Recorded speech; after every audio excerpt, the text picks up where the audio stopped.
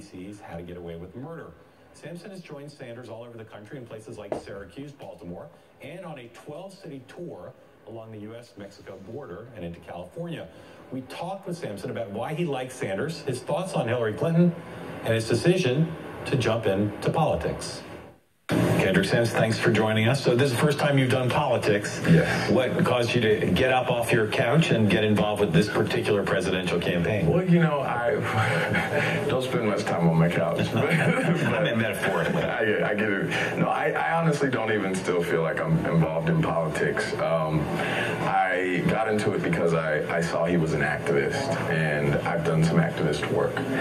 And I still, to be honest, politics drain me, you know, but there's an overarching feel of activism within his movement, and politics just seem to play a part in it. So it's a little bit easier for me to get involved because I'm standing up for the disenfranchised and the marginalized people in this country through this movement and championing things that I was already involved in, like Black Lives Matter.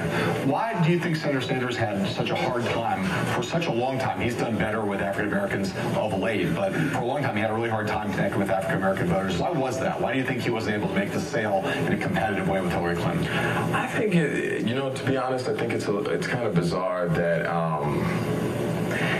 because I don't know any African Americans that support her. I don't know personally. I don't. Even in Houston, where I'm from. But I do. Speculation, I would say, would be, you know, she's had decades of, you know, campaigning. She campaigned with her husband. She went down there. She shook hands.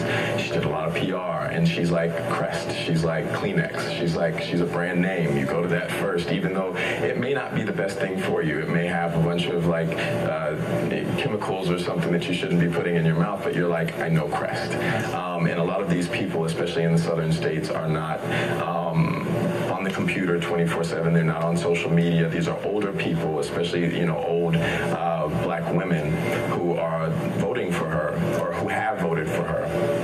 And even now, you know, some of them tell me that they've, you know, if they would have known who he was, they would have voted for him. But they just didn't have that brand name. And he has so much area to cover, you know, that she's covered already for decades, you know, for a couple decades now. And I think that's the main reason, is that he just hasn't gotten out there and been able to talk to these people and look them in the eye. Right, so you just described her as a tube of toothpaste that has a bunch of chemicals that you shouldn't put in your mouth. So my question about Hillary Clinton is for you as a Democrat, right? Do you think of her as a less good choice than Bernie Sanders? Obviously you prefer him, but she's fine. She'll be great. I mean, you'd be happy to support her as the Democratic nominee? Or do you think Hillary Clinton is part of a corrupt system, part of the oligarchy, part of the what's wrong with American politics today? I do think she participates in what's wrong with American politics today. You know, when people ask me this question, I can't ever bring myself to vote for someone who I believe would hurt the people that I love, or who has a history of doing that. And so you think that she falls into that category? You think Hillary Clinton would be actively detrimental to the people you love? From what I've seen, yeah. Because what? Like, what's the history that leads you to that conclusion? Well, you know, black and brown people are the first to go to war. You know, they're the most likely to join the military. They're the most likely to be targeted by the war on drugs, crime bill.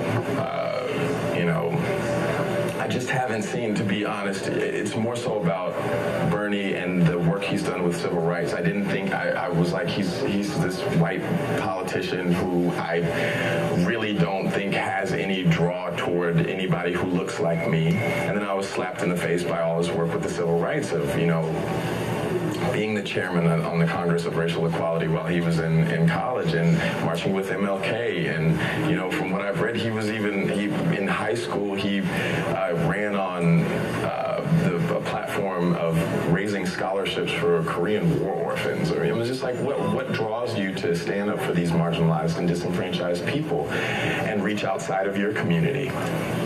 that's so impressive to me, that he actually cares about these people. He cares about people that look like me. He's done more for black people than any black person I know personally. You know, he's done more for Latinos than any Latino person that I know personally.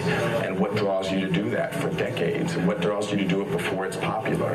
What draws you to stand up for gay people in, you know, 71 and 74 and run on a platform of including gay rights into the Civil Rights Bill when gay rights was not a thing? You know, that shows me foresight and shows me that he really cares and that he loves these people. Our great thanks to Kendrick.